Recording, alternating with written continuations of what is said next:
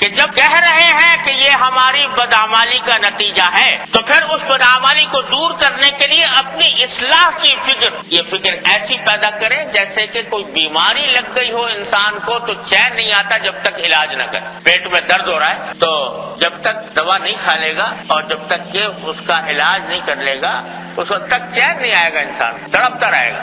تو بھائی جب یہ بدعمالی کی بیماری لگی ہوئی ہے تو چین نہیں آنا چاہیے جب تک کہ آدمی اپنی اصلاح کی طرف اس طرح متوجہ نہ ہو جائے جیسے کسی غلیظ بیماری سے نجات پانے کے لیے علاج کی طرف متوجہ ہو. وہ کیسے کہ صبح سے لے کے شام تک کی زندگی کا جائزہ لے، کہاں کہاں میں گناہوں میں، غلطیوں میں، خطاؤں میں گھرا ہوا ہوں، عبادتوں میں کہاں کوتاہی ہو رہی ہے، اللہ تبارک و تعالیٰ کی عبادت میں کہاں کوتاہی ہو رہی ہے، نماز جس طرح پڑھنی چاہیے ویسی پڑھ رہا ہوں کہ نہیں، نماز باجماعت کی پابندی کر رہا ہوں یا نہیں، نماز میں حاضر ہوتا ہوں تو خشوع کرنے کا اہتمام ہے کہ نہیں ہے، اللہ تبارک و تعالیٰ کے حضور جیسے خشوع کے ساتھ نماز پڑھنی چاہیے اس طرح پڑھ رہا ہوں کہ نہیں پڑھ رہا. اس طرح جائزہ لے کے دیکھو گے تو اپنی عبادتیں بھی خطاؤں کا مجموعہ نظر آئیں گی، اپنی عبادتیں بھی خطاؤں کا مجموعہ نظر آئیں گی. تو ان کو درست کرنے کی فکر پیدا کرو. اور ہمارے حضرت فرماتے تھے کہ اللہ میاں ہی سے مانگو، اللہ تعالیٰ ہی سے کہو کہ اللہ یہ میں اقرار کرتا ہوں، اقراری مجرم بن کر آپ کے حضور حاضر ہوں، اقرار کرتا ہوں، توبہ کرتا ہوں، استغفار کرتا ہوں، اس حالت کی کو بدلنے اور اس کی اصلاح کرنے کا ارادہ کرتا ہوں، لیکن میرے بس میں نہیں ہے جب تک کہ آپ مجھے اس کی ہمت اور حوصلہ عطا نہ فرما دیں. اللہ توفیق عطا فرما دیں. اللہ تعالیٰ سے مانگو اور اپنی سی کوشش پوری کر لو اس کو درست کرنے کی. معاملات کو دیکھو کہ آیا جو کمائی کر رہا ہوں حلال ہے کہ حرام ہے، کوئی پیسہ ناجائز تو نہیں آ رہا، کوئی حرام کا تو نہیں آ رہا.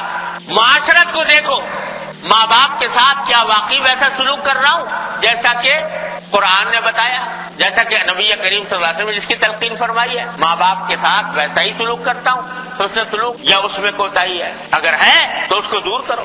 بہن بھائیوں کے ساتھ، بیوی بچوں کے ساتھ جو ان کے حقوق اللہ تبارک و تعالیٰ نے متعین فرمائے وہ میں ادا کر رہا ہوں کہ نہیں کر رہا ہوں. دوسرے انسانوں کے ساتھ، دوسرے مسلمانوں کے ساتھ میرے کسی عمل سے کسی کو تکلیف تو نہیں پہنچ رہی، میں کسی کو ستا تو نہیں رہا، میں آیا میرے مال کے اوپر جو اللہ تعالیٰ نے حقوق عائد کیے ہیں زکوٰۃ اور صدقات وغیرہ کے وہ پوری طریقے سے ادا کر رہا ہوں کہ نہیں کر رہا، یا ویسے ہی الٹپ کام چل رہا ہے. یہ ساری باتیں سوچ سوچ کر اس کو اپنے دل میں بٹھاؤ. اور ہمارے حضرت فرمایا کرتے تھے کہ ایک فہرست بنا لو، جب جائزہ لوگے تو غلطیاں خامیاں نظر آئیں گی، ان خامیوں غلطیوں کی ایک فہرست بنا لو کہ بھئی یہ میرے اندر خرابیاں ہیں، ان کو دور کرنا ہے اور اس کو دور کرنے کی فکر میں لگ جاؤ. کوئی قدم تو بڑھاؤ اس طرف.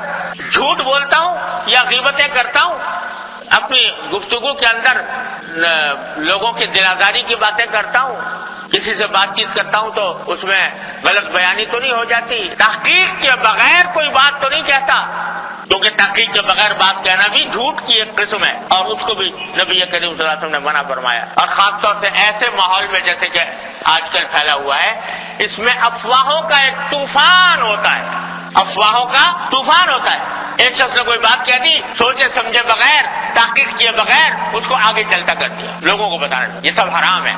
یحدث المرء بكل ما سمع، کہ جو بھی سنا وہ چلتا کر دے آگے. تو یہ سارے گناہ ہیں جنہوں نے معاشرے کو ہم لوگوں کو اپنے لپیٹ میں لیا ہوا ہے.